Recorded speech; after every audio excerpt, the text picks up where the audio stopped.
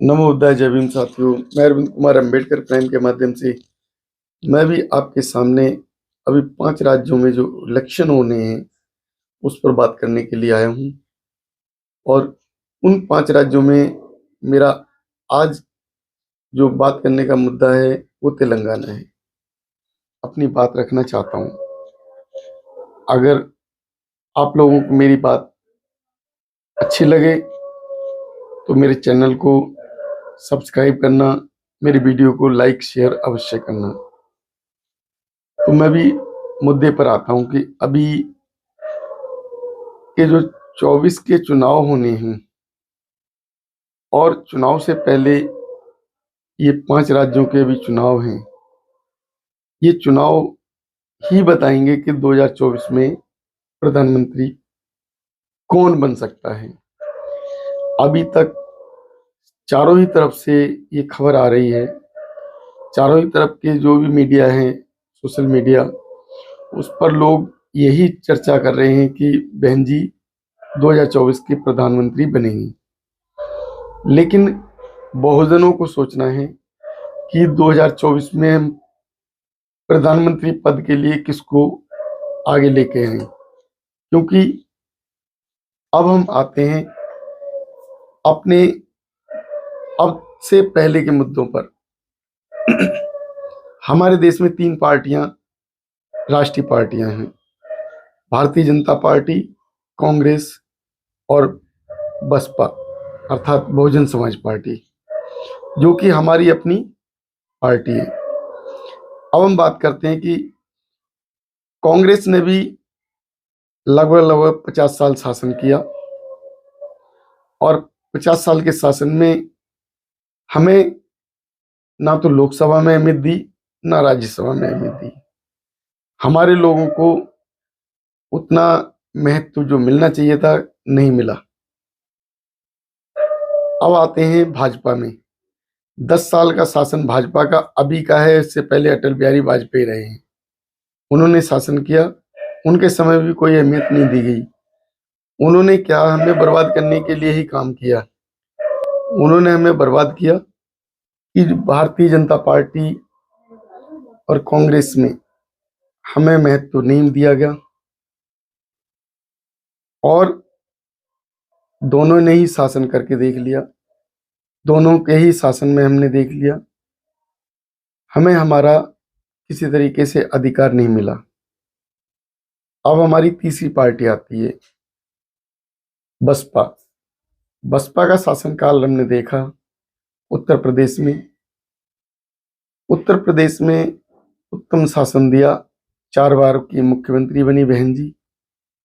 और जो मुख्यमंत्री बनाने वाले हमारी बहुजन जनता, SC ST OBC, उन्होंने बढ़ चढ़ कर उसमें हिस्सा लिया और हिस्सेदारी के साथ बहन जी को जिताया और 4 बार मुख्यमंत्री बनाया। अब हम बात करते हैं 5 राज्यों में। अभी हम देखते हैं कि जो है तेलंगाना में RS प्रवीण, जो कि IAS अधिकारी, उन्होंने रिजाइन दे दिया। IAS पद कोई मामूली पद नहीं होता और एक व्यक्ति अगर IAS के पद से रिटायर मतलब अपना इस्तीफा देकर बहुजन समाज के हित में खड़ा हो जाता है, बहुजन समाज के हित में कार्य कर रहा है, तो उस कार्य की सराहना करनी चाहिए। और वो व्यक्ति BSP के झंडे के साथ काम कर रहा है, तो ऐसे व्यक्ति को पूरी तरीके से जो है समर्थन मिल रहा है, वहाँ महत्व दिया जा रहा है। लेकिन इसी बीच में एक हमारे भाई चंद्रशेखर जी वहाँ पहुँच जाते हैं और विरोधी पार्टी के साथ, उस पार्टी के साथ जो कि हमारे हक अधिकार अब तक जो है नहीं दे रही थी, अब तक नहीं दिए। और एक हमारा भाई अगर ऐसी जगह पहुंच जाता है, अर्थात कहने का मतलब है कि एक उस परिवार के पास अपना स्वागत कराते हैं जाके, जिस परिवार का बाप तो भाजपा में है और बेटा कांग्रेस में। अर्थात वो परिवार ही जो है हमारे लिए व्यर्थ का है।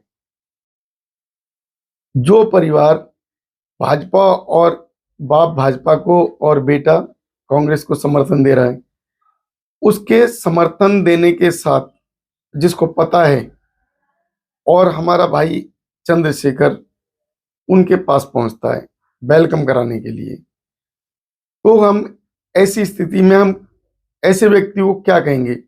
अपने ऐसे भाई को हम क्या कहेंगे जो भाई हमारा एक दुश्मन के परिवार के साथ मिल रहा है? तो क्या वो हमारा भाई हमारा हितैषी होगा? ऐसा भाई जो हमारा नुकसान करने पे लगा हुआ है, अगर कोई हमारा भाई हमारे विरोधी के पास जा रहा है, हमारे दुश्मन के पास जा रहा है, तो खुला हम देख पा रहे हैं कि वो हमारा बुरा करने के लिए ही उस व्यक्ति के पास जा रहा है। अर्थात आजाद समाज पार्टी के जो मुखिया चंद्रशेखर किसी भी तरीके से बहुजनों का हित नहीं करना चाहते, यानी कि हमारा भाई हमारा हित नहीं करना चाहता। तो ऐसे भाई को हम लोग क्या कहेंगे? अगर वो हमारे विरोधी के पास जा रहे हैं, अगर वो हमारे हितैषी होते तो आर.एस. प्रवीण के पास जाने, उनके आर.एस. प्रवीण जी के पास जाकर उनसे अपना वेलकम कराते, उनको अपना समर्थन देते और कहते जाके कि हम आपके साथ हैं, आपके इस राज्य में हम बहुजनों को एक साथ जोड़कर और बहुजन समाज पार्टी का या आर.एस. प्रवीण का हम हाथ मजबूत करेंगे। और ऐसा व्यक्ति जो कि वहाँ हाथ मजबूत करने की जगह वहाँ वोट को बांटने के लिए पहुंच जाता है, तो ऐसा व्यक्ति हमारे समाज के लिए गद्दार ही कहा जाएगा। तो हम ऐसे व्यक्ति को गद्दार कहें या अपना हितैषी कहें, अपना भाई कहें या अपना दुश्मन कहें, क्योंकि हमारा समाज अभी अलग अलग बटा हुआ था और आर.एस. प्रवीण ने समाज को एकत्रित करने का काम किया। अगर आर.एस. प्रवीण अच्छा काम कर रहे हैं तो चंद्रशेखर को वहां जाके किसी भी तरीके से और विरोधी पार्टी के पास नहीं जाना चाहिए था। अगर वो व्यक्ति विरोधी पार्टी के पास जा रहा है तो हमारा बुरा कर रहा है। तो अब हमें ये सोचना है कि आजाद समाज पार्टी चंद्रशेखर क्या अपना हित देख रहे हैं या समाज का हित? अगर वो उस पार्टी के पास जा रहे हैं तो क्या उस पार्टी से उन्हें फंडिंग हो रही है? क्या वो पार्टी के लिए फंडिंग के माध्यम से काम कर रहे हैं? क्या उन्हें फंडिंग दूसरे विरोधी पार्टियों से हो रही है? अगर वो फंडिंग नहीं हो रही है तो दूसरे के पाले में नहीं जाएगा कोई व्यक्ति। और अगर उसे फंडिंग नहीं हो रही है तो उस व्यक्ति को आर.एस. प्रवीण जी का मददगार होना चाहिए था, क्योंकि अगर दो व्यक्ति समाज का जो हित देख रहे हैं और एकजुट हो जाते हैं तो भलाई काम करते हैं, और अगर वो ऐसा काम नहीं करते हैं तो हमारे निश्चित रूप से वो विरोधी हैं। तो अब हम बहुजनों को अपने दिमाग से काम लेना है और सोचना है कि हमारा हितैषी कौन है या कौन हितैषी होने का दिखावा कर रहा है।